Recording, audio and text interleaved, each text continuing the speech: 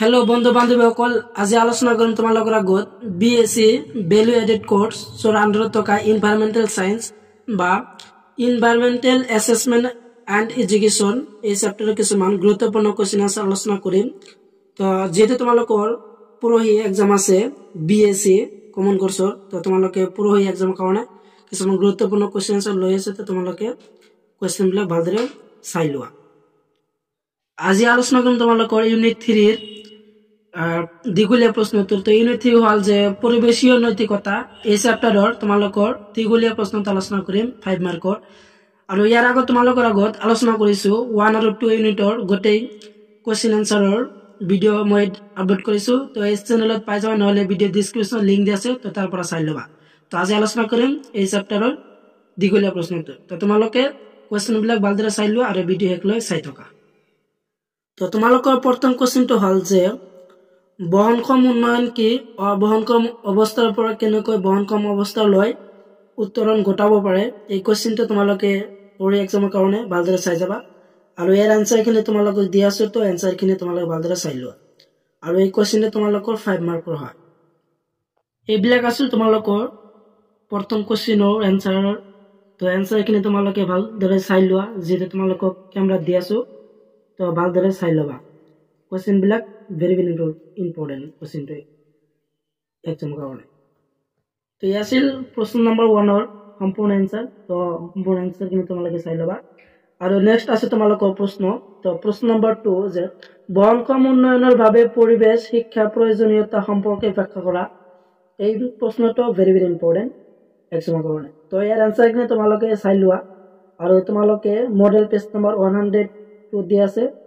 তো তাৰ পৰা চাই লবা 102 পেজ অফ দিয়া আছে এই কোৱেশ্চন আৰু आंसर তো তাৰ পৰা চাই লবা আৰু আছে তোমালোকৰ आंसर প্ৰশ্ন নম্বৰ 2 তো সম্পূৰ্ণ आंसर কিন্তু তোমালোকে চাই লোৱা এইবিলাক আছিল তোমালোকৰ প্ৰশ্ন নম্বৰ 2 কোৱেশ্চনৰ आंसर তো आंसर খিনি তোমালোকে সম্পূৰ্ণখিনি ভালকৈ চাই যাবা এইবিলাক আছিল তোমালোকৰ প্ৰশ্ন নম্বৰ 2 आंसर আৰু আছে তোমালোকৰ এই পৃষ্ঠাত তো হেক লৈ চাই থকা তো ইয়াৰ আছিল তোমালোকৰ সম্পূৰ্ণ आंसर प्रश्न नंबर 2 সম্পূৰ্ণ आंसर খিনি এইখিনি তো ভালদৰে চাই লবা আৰু কোৱেশ্চন বিলাক তোমালোকৰ মাৰ্ক 5 মাৰ্ক হ'ব তো ভালদৰে পঢ়ি যাবা এইবিলাক আৰু এটা কোৱেশ্চন হল তোমালোকৰ কোৱেশ্চন নম্বৰ 4 তো কোৱেশ্চনটো হল যে বিভিন্ন প্ৰকাৰৰ প্ৰাকৃতিক সম্পদসমূহৰ বিষয়ে আলোচনা কৰা এই কোৱেশ্চনটো চাই লবা তো তোমালোকৰ মডেল পেজ নম্বৰ 106 ত দিয়া আছে পেজ নম্বৰ 106 তো তাৰ পৰা চাই লবা নহলে তোমালোকক ক্যামেৰা দি আছো তো ইয়াৰ পৰা ভালদৰে চাই লোৱা কোৱেশ্চন বিলাক অত্যন্ত গুৰুত্বপূৰ্ণ হয় আৰু আছে ইয়াৰ आंसर তো সম্পূৰ্ণ आंसर খিনি তোমালোকে চাই থকা এক লৈ আৰু এইবিলাক আছে তোমালোকৰ প্ৰশ্ন নম্বৰ 4 ৰ গোটেই বিলাক आंसर তো গোটেই খিনি आंसर তো তোমালোকে ভালদৰে চাই লোৱা আৰু তোমালোকৰ এইবিলাক কোৱেশ্চন তোমালোকৰ 5 মাৰ্কৰ হয়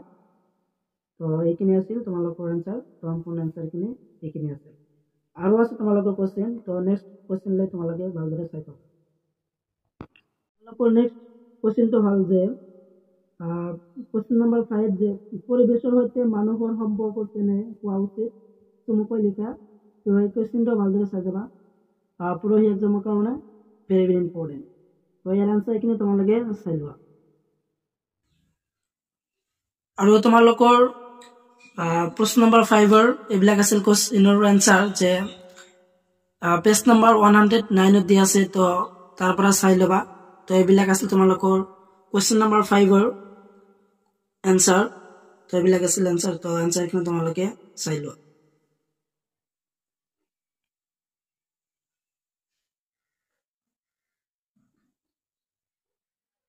আৰু তোমালোকৰ নেক্সট কোৱেশ্চনটো হল যে কোৱেশ্চন নম্বৰ 7 পৰিবেশ শিক্ষাৰ পৰিধি সম্পৰ্কে ব্যাখ্যা কৰা এই কোৱেশ্চনটো ইম্পৰ্টেন্ট হয় তো এৰ आंसर খিনি তোমালোকে চাই লোৱা এইবিলাক আছিল তোমালোকৰ প্ৰশ্ন নম্বৰ 7 ৰ आंसर যে পৰিবেশ শিক্ষাৰ পৰিধিৰ সম্পৰ্কে ব্যাখ্যা কৰা তো এইবিলাক আছিল आंसर তো আৰু তোমালোকৰ এই পৃষ্ঠাত তো সম্পূৰ্ণ आंसर খিনি চাই লোৱা প্ৰশ্ন নম্বৰ 7 ৰ গোটেই বিলাক आंसर তো গোটেইখিনি এনসাৰ এইখিনি আছিল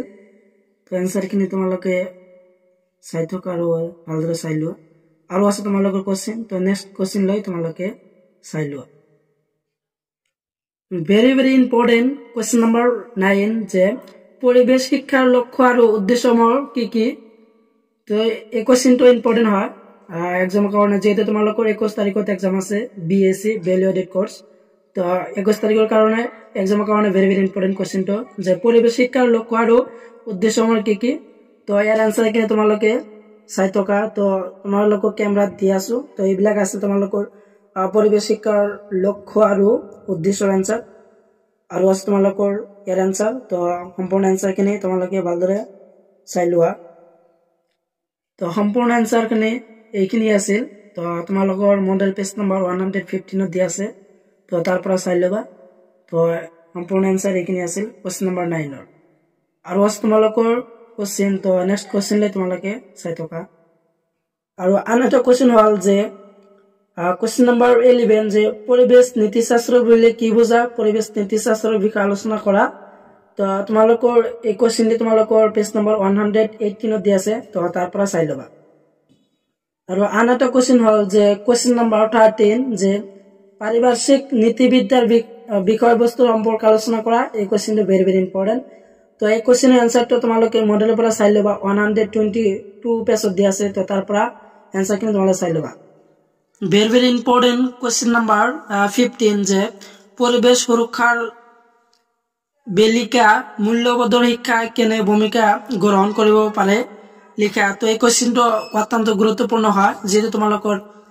অহা 21 তাৰিখত এক্সাম আছে তো সেই এক্সামৰ কাৰণে এই কোশ্চেনটো very very important আৰু তোমালোকৰ আগত যেবিলাক মই কোশ্চেন আছে ডিসকাস কৰি আছো তো গোটেইবিলাক ইম্পৰ্টেন্ট হয় তো তোমালোকে ভালদৰে চাই লবা আৰু ইয়াৰ আনসাৰখিনি তোমালোকে চাই লোৱা প্ৰশ্ন নম্বৰ 15 এইবিলাক আছে তোমালোকৰ প্ৰশ্ন নম্বৰ বা কোশ্চেন নম্বৰ 15 ৰ কোশ্চেনৰ আনসাৰ তো এইবিলাক আছিল আনসাৰ তো সম্পূৰ্ণ আনসাৰখিনি তোমালোকে স্ক্ৰিনশ্বট মাৰি লবা নহলে তোমালোকে মোবাইলত দি আছো তো তাৰ পৰা চাই লবা আৰু তোমালোকে মডেল পৰা চাব পাৰা যে মডেল পেজ নম্বৰ 126 ত দি আছে তো 126 ৰ পেজত দি আছে তো তাৰ পৰা চাই লবা আৰু আছে তোমালোকৰ কেইটামান গুৰুত্বপূৰ্ণ কোশ্চেন তো কোশ্চেনখিনি তোমালোকে চাই লোৱা এডিশনাল হিচাপে ৰস তোমালোকৰ কোশ্চেন যিবিলাক তোমালোকে স্ক্ৰিনত চাই আছা তো এইবিলাক তোমালোকে এডিশনাল হিচাপে চাই লবা তো কোশ্চেন বিলাক তোমালোকৰ ইম্পৰ্টেন্ট হয় এইবিলাকো তোমালোকে এডিশনাল হিচাপে চাই লবা তো আজিৰ ভিডিঅ' এইখিনি আছিল সম্পূৰ্ণ ভিডিঅ' চাই থকাৰ বাবে তোমালোক সকলোকে ধন্যবাদ